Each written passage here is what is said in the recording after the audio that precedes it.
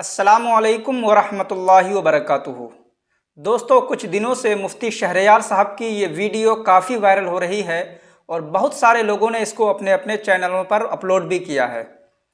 जब मैंने उनके कमेंट्स देखे तो मैं ताज्जुब करने लगा कि कुछ लोग तो ऐसे हैं जो सपोर्ट कर रहे हैं कि मुफ्ती साहब ने जो भी कहा है बिल्कुल दुरुस्त कहा है, लेकिन कुछ लोग ऐसे भी हैं जो ये कह रहे हैं कि मुफ्ती साहब को इतना गुस्सा नहीं करना चाहिए था, कुछ अल्फाज ऐसे हैं जो मुफ्ती साहब को नहीं बोलने चाहिए थे। पहले आप वीडियो देखें, उसके बाद में इंशाअल्लाह बात करते हैं।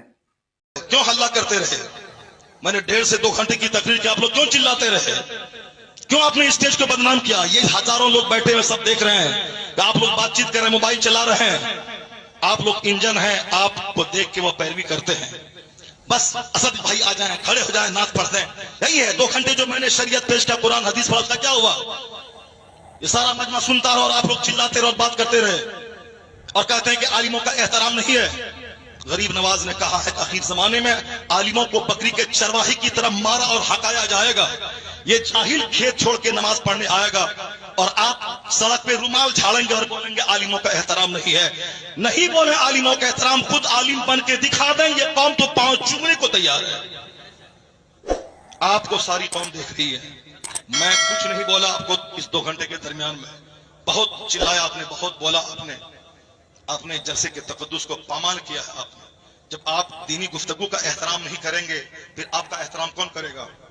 आप भी नात पढ़ने वाले को आप तरजीह देंगे, ये हदीस कुरान से ज्यादा ये कीमती आदमी है, तो फिर हदीस और कुरान बोलने वाला कोई नहीं रह जाएगा। फिर वही झाल बजाने वाला सब रहेगा। सब लोगों बोलेंगे कि जब गाना ही नात ही सुनना है तो नात बगैर कव्वाली के, बगैर मजामिर के क्यों सुने? वो मजामिर लाएगा और आपको भगा देगा। कव्वाली यहाँ होगी, कुछ दिन के बाद कव्वाली हटा दी जाएगी और बंबई से नाचने वाली लड़की आएगी, बोलेगा आप कव्वाली मजा नहीं रहा, लड़की आएगी तब। इसीलिए उन दिनों से रोकने के लिए नात खानी 10% हो, 90% कुरान हदीस की बात होनी चाहिए।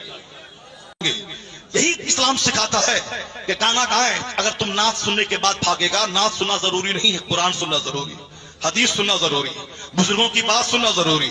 और जो जरूरी है उसको बोलेगा जल्दी से खत्म करें, जल्दी से असद भाई को लाएं, जल्दी से नाच सुने।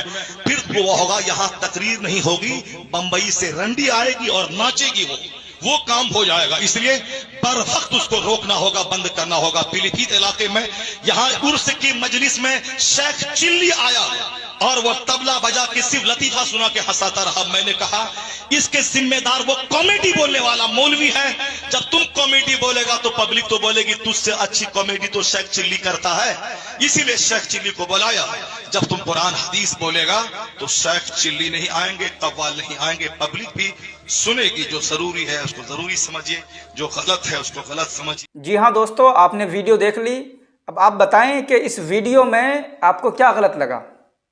मेरे हिसाब से मुफ्ती साहब ने जो भी कहा है बिल्कुल दुरुस्त कहा है, इसमें कुछ गलत नहीं है और होना भी चाहिए। हक कहा है मुफ्ती साहब ने। अगर कोई खतीब तकरीर कर रहा है तो उसकी तकरीर क्या सिर्फ अवाम के लिए होती है जो नीचे बैठी है? भाई मुकर्रिर की तकरीर जो है वो तो स्टेज वालों के लिए भी है, उनको भी सुननी चाहिए। लेकिन मुफ्ती साहब ने जब देखा कि मैं मेहनत कर रहा हूँ, तकरीर कर रहा हूँ और ये लोग बातों में लगे हुए, मोबाइल चलाने में लगे हुए, कितनी गलत बात है। और कौम के ऊपर जाहिर सी बात है, कौम देख रही है आपको, उनके ऊपर क्या असर पड़ेगा। तो मुफ्ती साहब ने जो भी कहा है बिल्कुल दुरुस्त कहा है और ये पैगाम सभी के लिए है, किसी एक के लिए नहीं है। जितने जलसा पढ़ने वाले हैं सभी के लिए है। आजकल अच्छा जलसों में हो क्या रहा है, शोरा हजरात को पहले पढ़वा दिया जाता है और मुकर्रिर साहब जो होते हैं उनको बाद में नंबर दिया जाता है और लोग शायरों को सुनने के बाद में चले जाते हैं। ज़्यादातर लोग तो चले जाते हैं। मुकर्रिर साहब की जब तकरीर हो रही होती है तो उस टाइम कुछ ही लोग बैठे होते हैं। तो मुफ्ती साहब ने यही तो कहा कि शायरी पर ज़्यादा जो है फोकस ना दें, बल्कि तकरीर पर ज़्यादा फोकस दें, तकरीर पर ज़्यादा तवज्जो होनी चाहिए। खैर, और आजकल जलसों में लड़ाइयाँ हो रही हैं, आजकल स्टेजों पर लड़ाइयाँ हो जाती हैं। जलसा कराओ, मुफ्ती साहब ने जो पैगाम दिया कि जलसा कराओ, संजीदा पढ़ने वाले लोगों को बुलाओ, कॉमेडी करने वालों को नहीं, उन लोगों को बुलाओ जो कुरान और हदीस के मुताबिक आवाम तक बात अपनी रख सकें, ताकि कौम का पैसा बेकार ना हो, कौम को कुछ सीख मिले, कुछ फ़ायदा हासिल हो। लिहाजा जलसे को जलसे के तरीके पर किया जाए, यही पैगाम मुफ्ती साहब दे रहे हैं।